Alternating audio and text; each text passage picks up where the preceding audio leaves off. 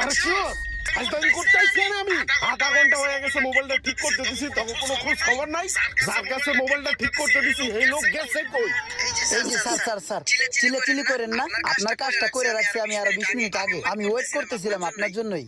আপনার আসতে দেরি বলে আমি একটু ওয়াশরুমে গেছিলাম স্যার। স্যার এই যে আপনার ফোনটা ভালো করে চেক করে দেখেন, পুরোপুরি কমপ্লিট স্যার। তুমি বুঝে কইবে না স্যার, আমি মরতে গেছিলাম যে এটা আমি বুঝি না তোমরা কেমনে যে কি করো। পুরো গ্যাঞ্জাম লাগাই দিছিলাম, মাথা তো পুরো গরম করে দিছিলে স্যারের। ডিসপ্লে তো অরিজিনালটাই দিছো না? জি স্যার, কালারটা দেখেন সাদা ফকফকা, অরিজিনালটা। এই দাঁড়াও, তোমারে তো আমার খুব পরিচিত মনে হইতাছে। তোমারে তো মোবাইলের লাইন আগে দেখি নাই। ওই দেখছি তোমারে, তুমি কও তো।